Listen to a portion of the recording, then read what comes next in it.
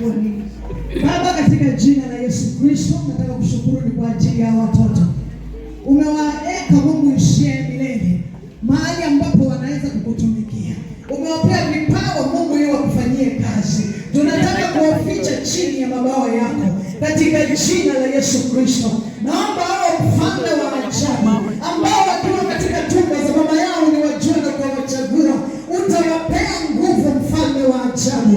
Utawafunza Mungu ishie milele. Watakuwa Mungu na watakuwa watumishi wakuu. Hakuna hatima ya hawa itapotea. Hakuna mmoja wao atakuacha mfalme wa ajabu. Watakuimbia utotoni na watakuimbia uzeeni. Mungu ishie milele, wataliheshimu jina lako sasa na wataliheshimu jina lako. I hide their destinies in you.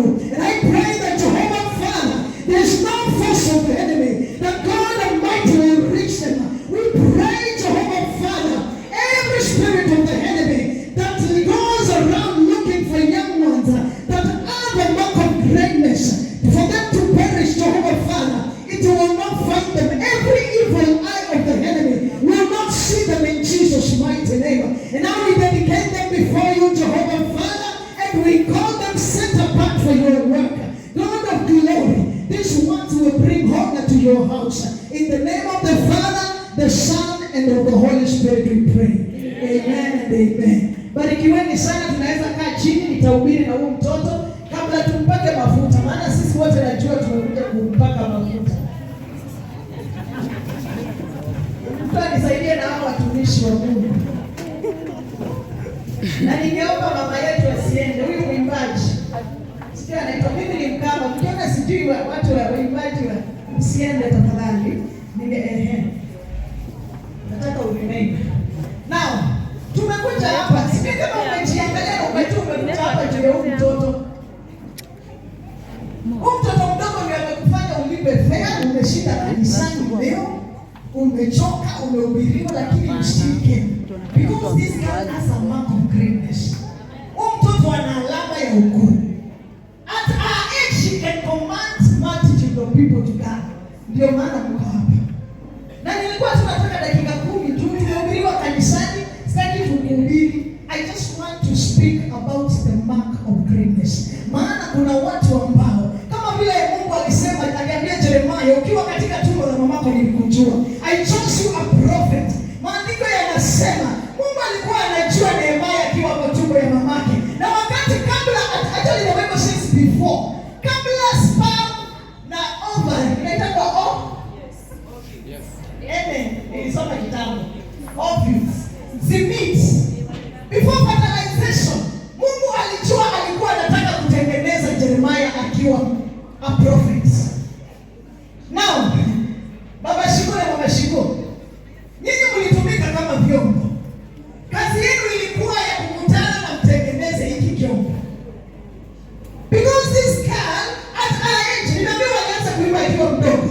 Huyu ako na mark ya Mungu. Kuna kitu juu yake ambao wenye wanaona katika roho.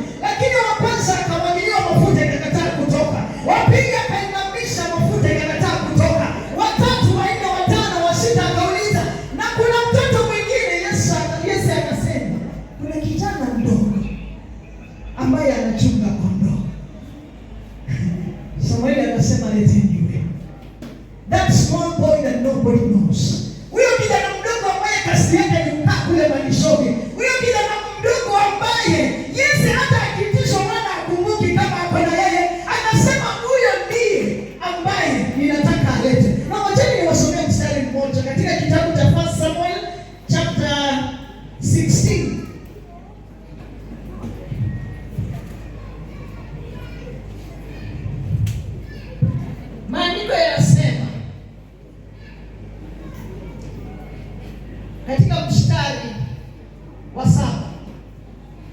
But the Lord said to Samuel, do not consider his appearance or his height, for I have rejected him. The Lord does not look at the things people look at. People look at the outward appearance, but I, the Lord, looks at the heart. Interest ya Mungu iko hapa. And this heart is big enough to serve. Huyu moyo akiutazama umekomaa enough. Huyu moyo akiutazama ni moyo wa mtu ambaye anaweza kuwa na kusimama kama kuhani.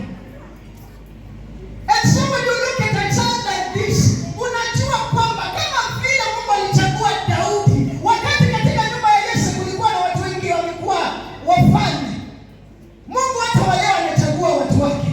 Na anasema mimi natazama moyo. I look at the intentions of the heart. Na wakati nimeangalia nimeona mtu moyo wake unaweza nitumikia, nitamchagua huyo hata akiwa mdogo. Na wakati Daudi alipomwagiliwa mafuta, ukiangalia kuna muda mrefu sana, alirudi bado kulisha ng'ombe kule na mbuzi. Na wakati mmoja kunakuwa mali ya viuko na anahitaji kumalizwa na mtu. Na kulikuwa na wanaume wakubwa wa jeshi. Na Daudi akakuja na alipouliza ni nini inaendelea, ndugu zake wakamwambia nyamaza wewe. You are too small for this one. Lakini hawakujua kijana ambaye walikuwa wanapuuza, kijana ambaye alikuwa mdogo wa Yese, alikuwa na alama ya ukuu. He was set apart to accomplish what God wanted to accomplish. Na maandiko yanasema, alipoulizwa wewe unaweza kufanya nini? Akasema nilipokuwa kule malishoni, simba alikuja kukula mbuzi na nikamshika, nikamrarua mara mbili. He was prepared. David did not just come from nowhere. Wakati alikuwa kule malishoni Mungu alikuwa anamtengeneza. Wakati alikuwa kule malishoni mbea wakikuja alikuwa anapigana nao. He was prepared. Alikuwa na alama ya Mungu lakini Mungu bado alimtengeneza. Na kazi yetu kama nilikuwa naangalia watoto, kazi yetu kama wazazi, I am a parent. Kazi yangu mimi kama mzazi, ni kile ambacho Mungu amenipea. Nikiangalia na nione mtoto wangu kama huyo ako na kitu. Kazi yangu ni kuipea kazi mtengeneze.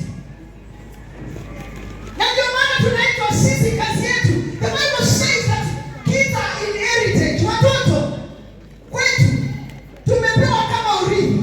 Na maandiko yanasema watoto ni kama arrows, mishale. Na kwa hivyo kama uko na mishale, your work is to sharpen. Kazi yako mama Shikuna, ndio maana umeorganize mtoto ajaorganize because we're sharpening this guy. Umetuita hapa maana umeangalia ukaona huyu mtoto ako na mark of greatness. Kama mtoto angekuwa naiba tungekuwa hapa. Lakini babake ameangalia kaona huyu wangu si kama wale wa kawaida. Huyu wangu ako na mark. There is something that this child does that every other child doesn't have. A mark of greatness. Na kile ambacho hatujui kama a mark of greatness sasa shetani anaiona. Mtu ambaye ameteuliwa, mtu ambaye ako na a mark of greatness, even the devil knows that this one, huyu nisipomsimamisha mapema atanimaliza. Mungu anajua huyu and I'm not trying to scare anyone. He will be fine. But it is very important that wazazi wa huyu kujua. Mtoto akiwa na kitu ambacho Mungu ameweka ndani yake ni wa kufichwa. Na ndio maana nasikia nikisema watoto wafichwe chini ya bawa za Mungu. Mahali ambapo shetani hawezi nyosha mkono na kuwachukua.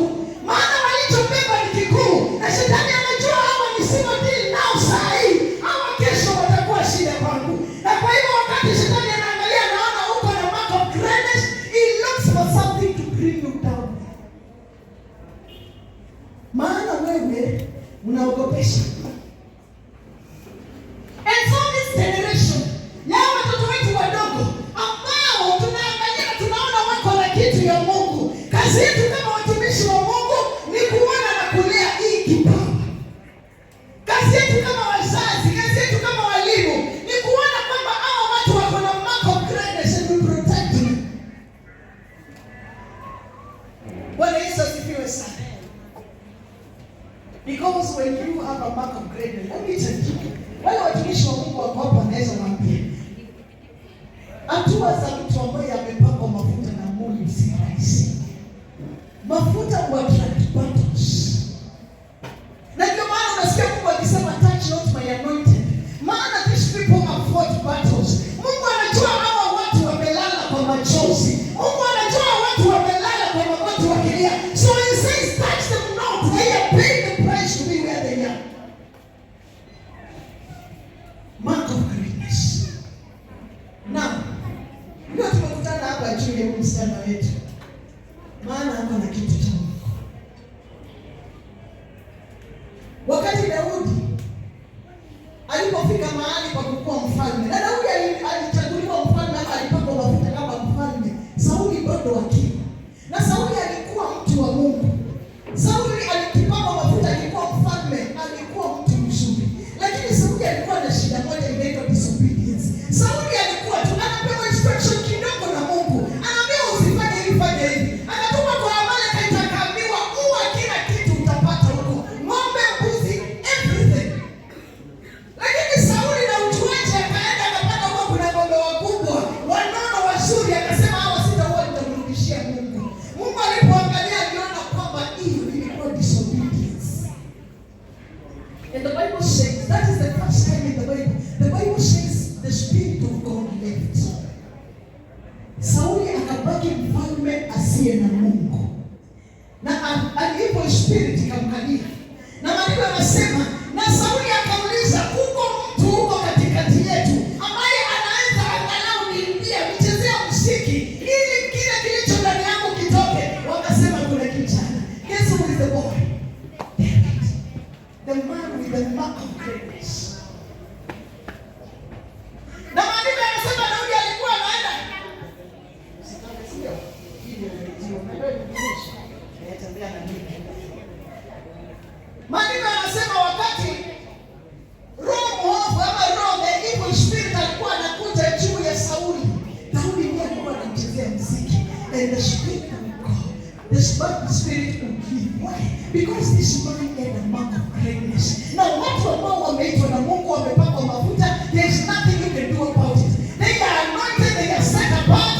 You can do nothing about it unless wao wajipoteze. Hawa watu Mungu anasema I call upon my people without repentance. Mungu anapokuita arudiki nyuma, it does not.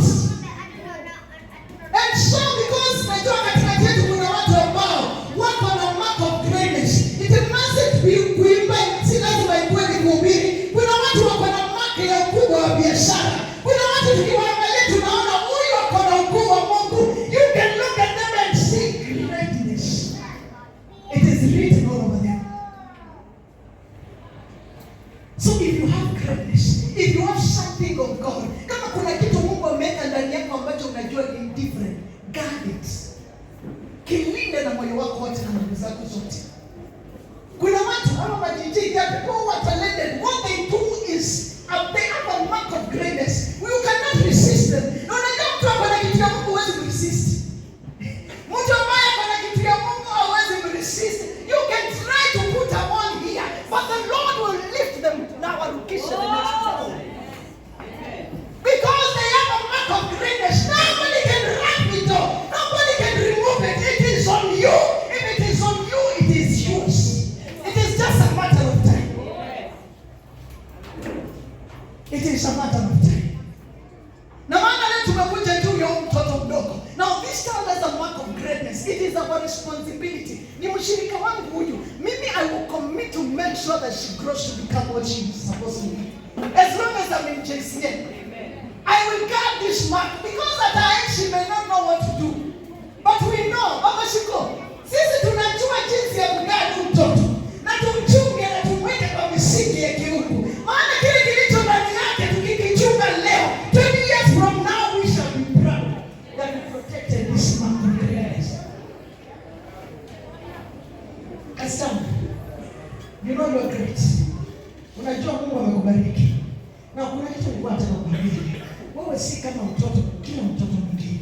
Wewe uko na kitu cha Mungu hapa.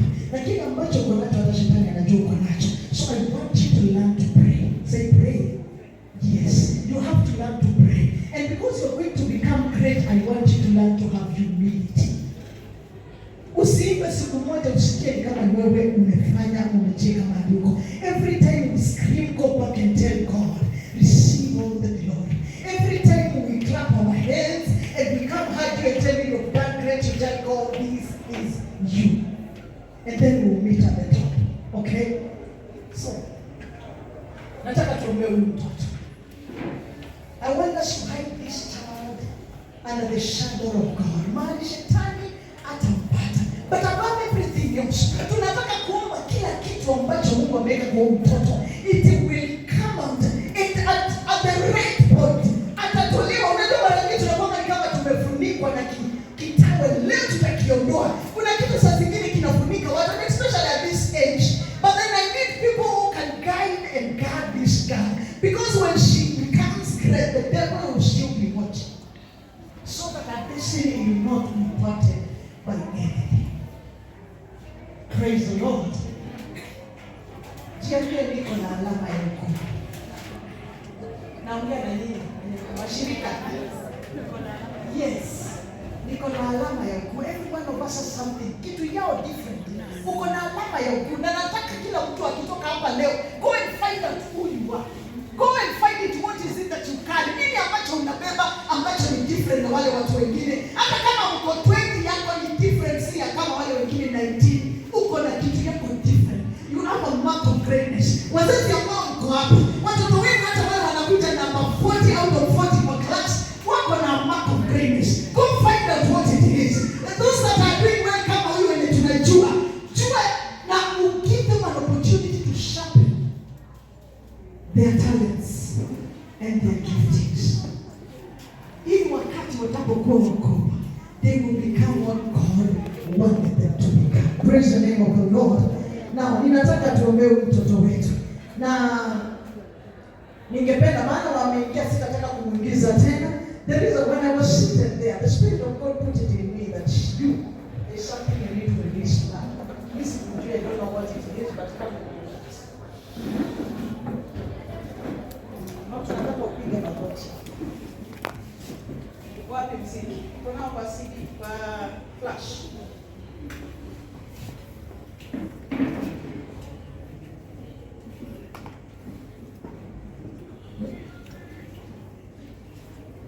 Nataka uambie Mungu kile unataka. In your heart, I want you to tell God what you want. Where you want to be 20 years from now. Mom and Dad,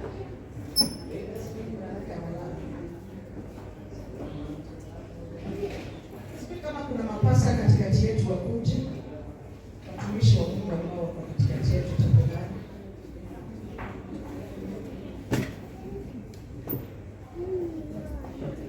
Thank you, mchungaji.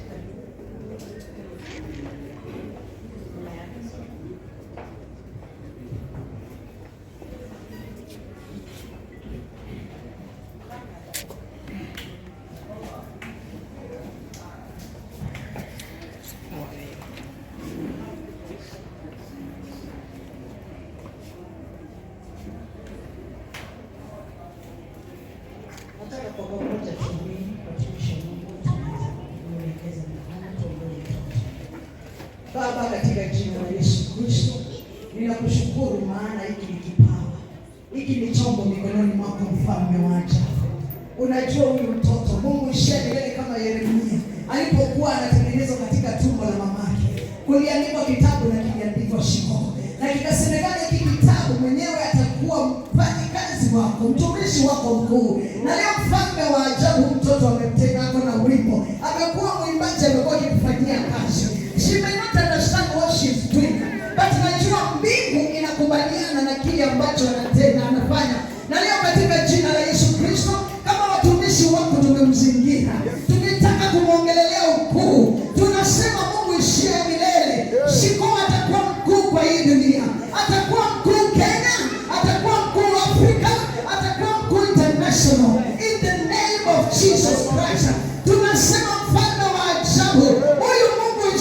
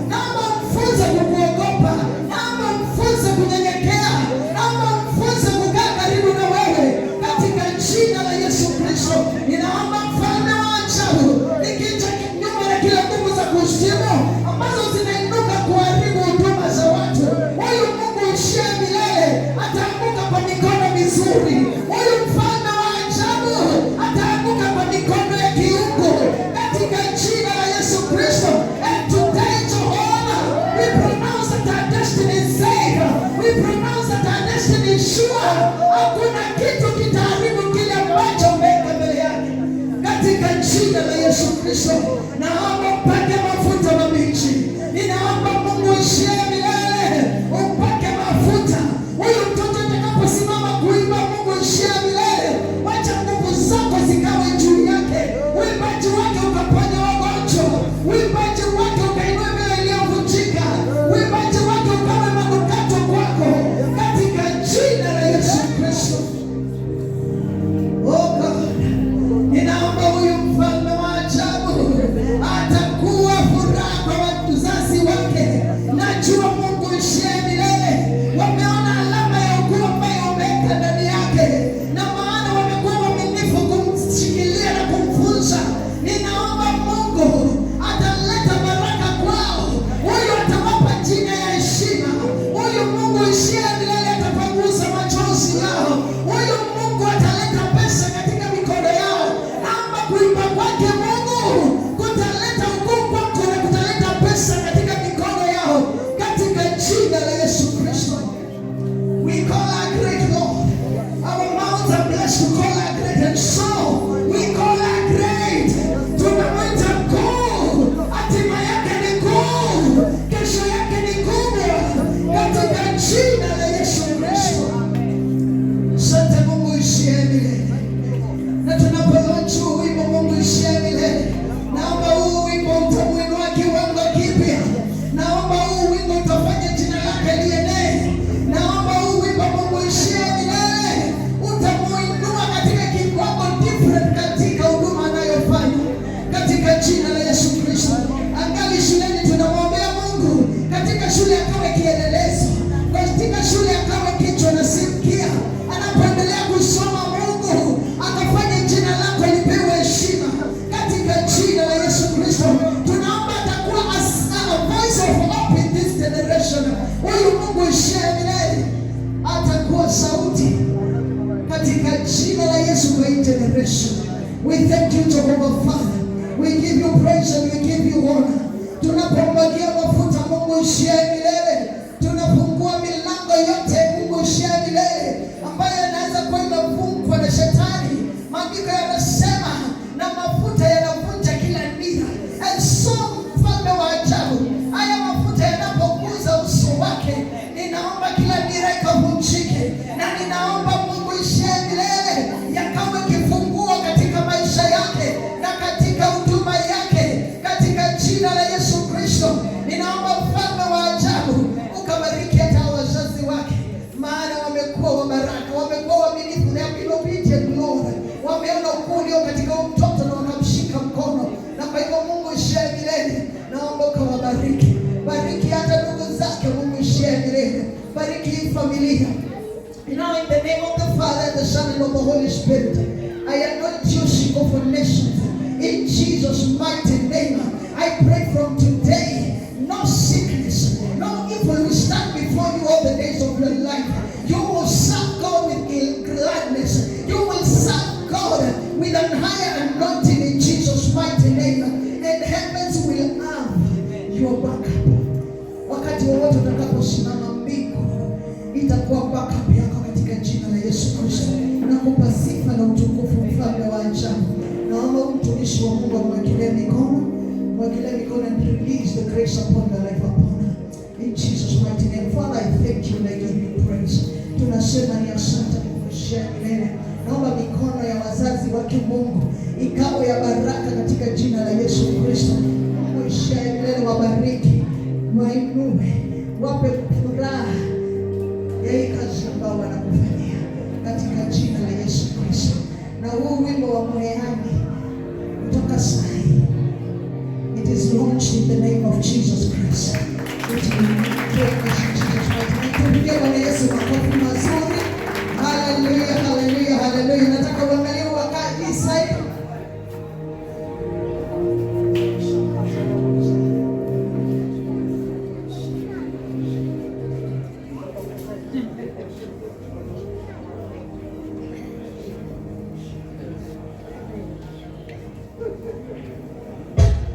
I want us to celebrate na kuwekewa wimbo wa Moyani. Hallelujah. Come on, DJ.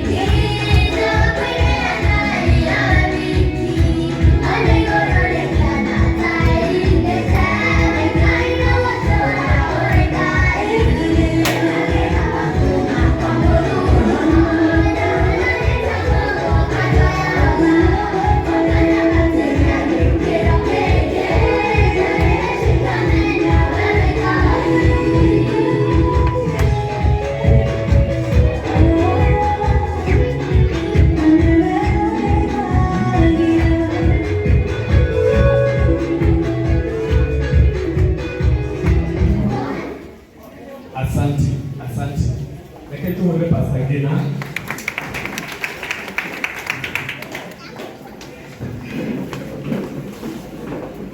Pastor Gina.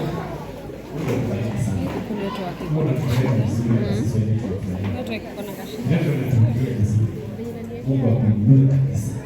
Amina. Tupigie Pastor Gina makofi mazuri tena. Asante sana. Kama Maura, dada Sara, Nungi Woka.